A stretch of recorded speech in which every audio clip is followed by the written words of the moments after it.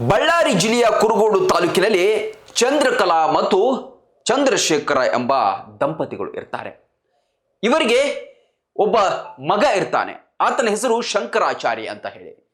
ಶಂಕರಾಚಾರಿ 8ನೇ ತರಗತಿಯ ತನಕ ಶಾಲೆಯನ್ನ ಕಲಿತು ಆರ್ಥಿಕ ಸಮಸ್ಯೆಯಿಂದಾಗಿ ಬೆಂಗಳೂರಿಗೆ ಹೋಗಿ ಕೆಲಸ ಮಾಡೋದಕ್ಕೆ ಶುರು ಮಾಡ್ತಾರೆ. ಸ್ವಲ್ಪ ದಿನ ಬೆಂಗಳೂರಿನ ಅಲ್ಲಿ ಇಲ್ಲಿ ಚಿಕ್ಕ ವಯಸ್ಸಿನಲ್ಲಿ ಕೆಲಸ ಮಾಡಿ ಸಾಕಾಗಿ ಮತ್ತೆ ತನ್ನ ಊರಾದಂತಹ ಬಳ್ಳಾರಿಗೆ ಬರ್ತಾನೆ. ಬಳ್ಳಾರಿಯಲ್ಲಿ ಕೂಡ ಬೇಕರಿ ಕೆಲಸಗಳನ್ನ ಮಾಡ್ತಾ ಮಾಡ್ತಾ ಸ್ವಲ್ಪ ದಿನ ದೂಡ್ತಾನೆ.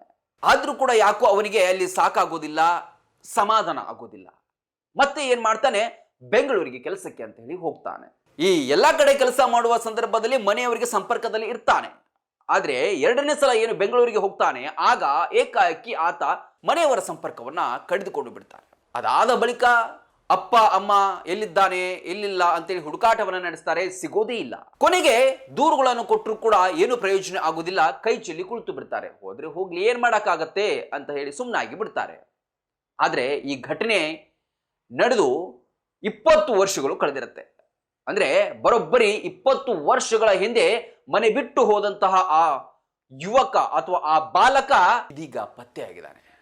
ಅದು ಸಾಮಾನ್ಯ ವ್ಯಕ್ತಿಯಾಗಿ ಅಲ್ಲ, ಒಂದು ಪ್ರತಿಷ್ಠಿತ ಮಠದ ಸ್ವಾಮೀಜಿಯಾಗಿ ಇದೀಗ ಆತ ಪತ್ತೆಯಾಗಿದ್ದಾನೆ.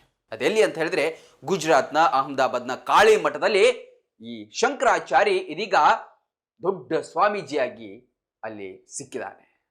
ಯಾರೋ ಕುರುಗೋಡಿನ ಮೂಲದವರು ಆ ಗುಜರಾತ್ನ ಆ ಮಠಕ್ಕೆ ಹೋಗಿದ್ರಂತೆ. ಆ ಸಂದರ್ಭದಲ್ಲಿ ಮಾತನಾಡುವಾಗ ಈ ಪರಿಚಯವನ್ನು ಅವನು ಹೇಳ್ಕೊಂಡಿದ್ದಾನೆ. ಯಾವ ಊರು, ಏನು, ಎತ್ತ ಅಂತ ಹೇಳಿ. ಆಗ ನಾನು ಶಂಕರಾಚಾರಿ ನಿಮ್ಮ ಊರಿನವನೇ ಅಂತ ಹೇಳಿದಾಗ ಅವರಿಗೆ ಗೊತ್ತಾಗಿದೆ. ಹಾಗಾಗಿ ಈಗ ಸಂಪರ್ಕಕ್ಕೆ ಬಂದಿದೆ. ಮಗ ಬದುಕಿದ್ದಾನಲ್ಲ, ಅದರಲ್ಲೂ ಕೂಡ ದೊಡ್ಡ ಸ್ವಾಮೀಜಿ ಆಗಿದ್ದಾನೆ ಅಂತ ಹೇಳಿ ಖುಷಿಯನ್ನು ಕೂಡ ತಂದೆ ತಾಯಿ ವ್ಯಕ್ತಪಡಿಸಿದ್ದಾರೆ. ಆದ್ರೆ ಇಲ್ಲಿ ಇರುವಂತಹ ವಿಷಯ ಏನು ಅಂತ ಹೇಳಿದ್ರೆ, ಆತ ಬೆಂಗಳೂರಿನಿಂದ ಗುಜರಾತ್ಗೆ ಹೇಗೆ ಹೋದ ಅನ್ನೋದು ಕೂಡ ನಿಗೂಢವಾಗಿದೆ. ಜೊತೆಗೆ ಆ ಕಾಳಿ ಮಠವನ್ನ ಸ್ಥಾಪನೆ ಮಾಡೋದಕ್ಕೆ ಅಥವಾ ಆ ಕಾಳಿ ಮಠದ ಮಹಾಸ್ವಾಮೀಜಿಯಾಗಿ ಎತ್ತ ಬೆಳೆದು ನಿಲ್ಲೋದಕ್ಕೆ ಯಾರು ಕಾರಣ ಆದ್ರು, ಯಾವ ಗುರು ಕಾರಣ ಆದ ಅನ್ನೋದು ಕೂಡ ಇದುವರೆಗೂ ನಿಗೂಢವಾಗಿ ಉಳಿದಿದೆ. ಒಟ್ಟಿನಲ್ಲಿ ಇದೀಗ ತಂದೆ ತಾಯಿಯ ಸಂಪರ್ಕಕ್ಕೆ ಬಂದಿದ್ದಾನೆ. ನೀವು ಮತ್ತೆ ಹೋದ್ರೆ ಹೋಗಿ, ಒಂದ್ಸಲ ನಮ್ಮನ್ನ ನೋಡ್ಕೊಂಡು ಹೋಗಿ ಅಂತ ಹೇಳಿ ತಂದೆ ತಾಯಿಗಳು ಕೂಡ ಹೇಳಿದಾರಂತೆ. ಮೋಸ್ಟ್ಲಿ ಇದೇ ಮೇ 26ರಂದು ಅವರು ಬರ್ತಾರೆ ಅಂತ ಸುದ್ದಿಯಾಗಿತ್ತು. ಏನಾಗಿದೆಯೋ ಗೊತ್ತಿಲ್ಲ.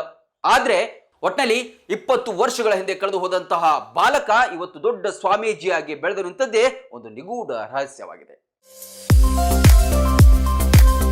ಬಾಗಲಕೋಟ್ ಜಿಲ್ಲೆಯ ಬೀಳಗಿ ತಾಲೂಕಿನ ಬಾಡಗಂಡಿ ಎಂಬ ಪುಟ್ಟ ಗ್ರಾಮದಲ್ಲಿ ಆರಂಭಗೊಂಡ ಎಸ್ಆರ್ ಪಾಟೀಲ್ ಶಿಕ್ಷಣ ಸಂಸ್ಥೆ ಇಂದು ನರ್ಸರಿಯಿಂದ PUC, BSc nursing, BSc allied courses, BAMS Ayurvedic, MBBS ಒಳಗೊಂಡು ಹೆಮ್ಮರವಾಗಿ ಬೆಳೆದಿದೆ.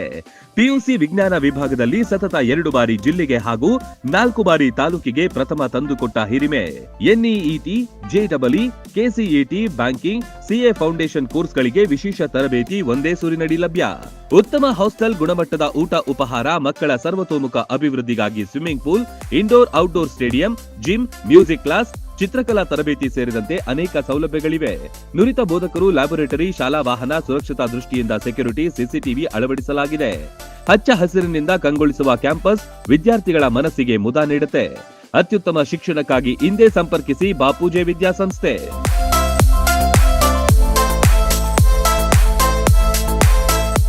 ರನ್ ಟಿವಿ ನ್ಯೂಸ್ ವಿಡಿಯೋಸ್ ನೋಡಲು ಸಬ್ಸ್ಕ್ರೈಬ್ ಮಾಡಿ, ಬೆಲ್ ಐಕಾನ್ ಪ್ರೆಸ್ ಮಾಡಿ.